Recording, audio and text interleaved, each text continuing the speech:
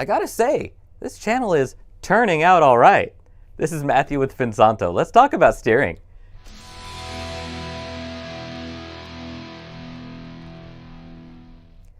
The steering system takes your inputs from the steering wheel and makes the front wheels turn. It does this through a system called a rack and pinion, or Pitman-style steering gear. In the past, steering systems were muscle-powered. Massive steering wheels and no power steering assist meant that driving was a workout. Nowadays, we have three main types of power steering assist systems. As a fun fact, the reason your wheels turn back to center when you drive down the road after making a turn is due to the alignment of the wheels, not the power steering system. I know, it blew my mind too when I found that out. The first type of power steering assist is a hydraulic system. Lots of big trucks and SUVs use this type. The main feature is that it uses a power steering fluid and pump to help with steering. It's less efficient, meaning lower miles per gallon, but very strong. The second type of power steering assist is an electric power steering system.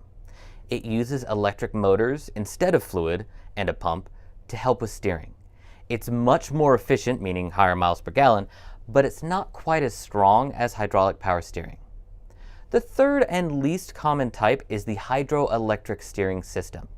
It is basically a nice hybrid of the two main systems. It has better efficiency than a fully hydraulic system, but is less so than a fully electric one, while also providing the power required in heavier duty applications like trucks. How about downsides?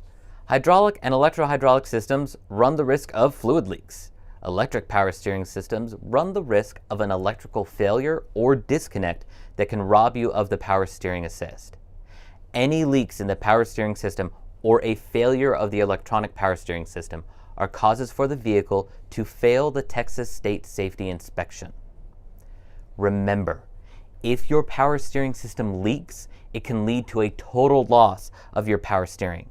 Then you're back to muscle power to steer your vehicle. Electronic power steering systems don't need maintenance, but the hydraulic and electrohydraulic systems do. The fluid used in these systems can break down, just like your engine oil can. It's important to have the fluids checked and exchanged as necessary so that steering can be effortless and safe. If you have any issues with your steering or it begins to feel stiff, don't hesitate to bring it by.